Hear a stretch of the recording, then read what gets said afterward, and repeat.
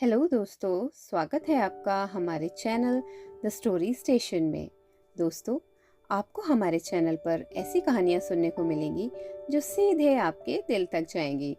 तो दोस्तों, अगर आपको हमारी वीडियो अच्छी लगे तो हमारी वीडियो को लाइक कीजिए, कमेंट कीजिए, हमारे चैनल को सब्सक्राइब कीजिए और हमारे वीडियो को ज़्यादा से ज़्यादा अपने फ्रेंड्स एंड फैमिली के साथ शेयर कीजिए। तो दोस्तों, स्टोरी स्टेशन पर आज की कहानी शुरू करते हैं। वही नाम पर नई कहानी। इलाहाबाद की वो गलियां जहां हर दूसरे घर में एक सपना पलता है, वहां मेडिकल का सपना लिए रितु ने कदम रखा कृष्णा कोचिंग में। रितु बाहर खड़ी अपना पसीना पोंछ रही थी कि तभी डायरेक्टर ऑफिस का दरवाज़ा खुलता है और जयंत बाहर निकलता है। वो एक पुरानी डायरी हाथ में लिए है, चेहरे पर एक अजीब सा सुकून है। रितु को पहली बार किसी को देखकर लगा कि शोरगुल भरी इस दुनिया में भी कोई इतना शांत कैसे हो सकता है। उसका वो संस्कारी ढंग से नमस्ते कहना, बस वहीं रितु अपना दिल हार बैठी। फिर एक दिन दोनों अपनी एक कॉमन फ्रेंड अंजलि की बर्थडे पार्टी में पहली बार मिलते हैं। रितु जयंत से कहती है, ऐसे कोने में खड़े होकर क्या कोचिंग के नोट्स याद कर रहे हो, या फिर यहाँ भी डायरेक्टर सर के कैबिन की तरह किसी गहरी सोच में गुम हो। जयंत थोड़ा हैरान होकर ऊपर देखता है और धीरे से मुस्कुराता है और कहता है, नहीं नहीं, नोट्स तो नहीं, बस थोड़ा शोर से दूर रहने की आदत है। पर आपने पहचाना कैसे? हम मिले हैं क्या? तो रितु ने कहा, मिले तो नहीं हैं, पर मैंने देखा है आपको उस दिन कृष्णा कोचिंग में। जब आप डायरेक्टर रूम से निकल रहे थे तो ऐसा लग रहा था कि जैसे किसी ने भीड़ में पॉज का बटन दबा दिया हो। सब इतनी जल्दी में थे और आप इतने सिंपल और शांत। जयंत थोड़ा सा शर्मा जाता है। ओह, तो आप वही हैं जो उस दिन लाइन में खड़ी थी? मैं तो बस अपने काम से गया था। वैसे मेरा नाम जयंत है।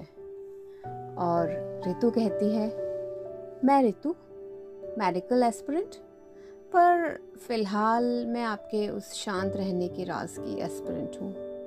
इतना फोकस लाते कैसे हो? तो जयंत कहता है, फोकस तो दिल से आता है रितु जी। अगर दिल में साफ नियत हो तो दिमाग अपने आप शांत हो जाता है।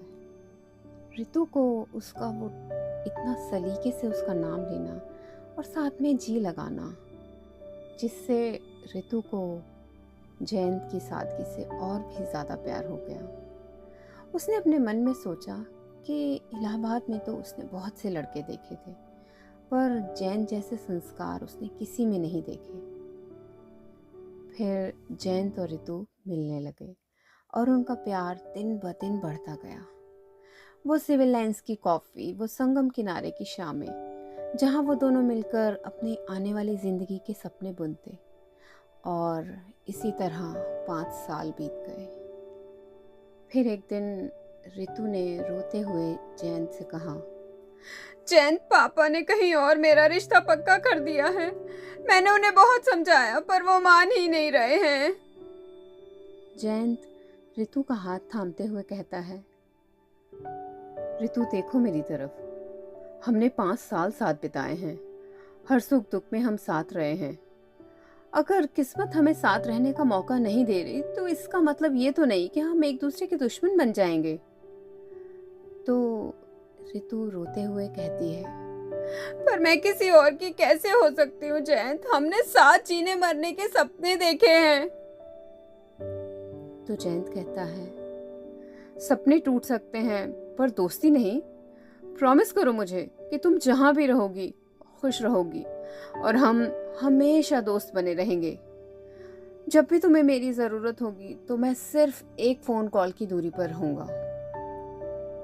फिर कुछ सालों बाद जयंत के घर वाले भी जयंत की शादी की तैयारी शुरू कर देते हैं, पर जयंत का मन तो आज भी रितु को ही याद करता था।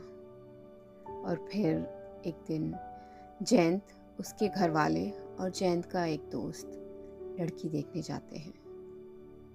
जयंत का दोस्त जयंत से मजाक में कहता है, चलना यार, अब तो लड़की वालों के घर भी आ गए हैं, अब तो भाभी का नाम बता दे। तो जयंत बहुत ही बेमन से कहता है, मुझे कोई फर्क नहीं पड़ता यार, नाम में क्या रखा है, जब दिल में कोई और हो तो। फिर पंडित जी आते हैं और वो कहते हैं, कन्या का नाम बताइए। तो लड़की के पापा बोलते हैं, पंडित जी, हमारी बेटी का नाम है ऋतु।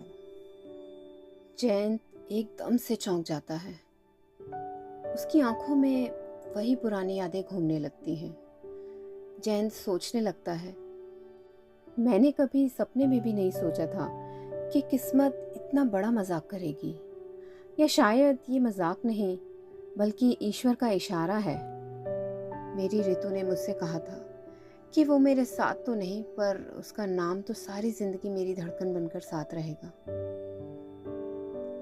जिंदगी में कुछ लोग चले जाते हैं, पर उनके नाम की खुशबू हमेशा हमारे साथ रहती है। और फिर जयंत की शादी ऋतु से हो जाती है।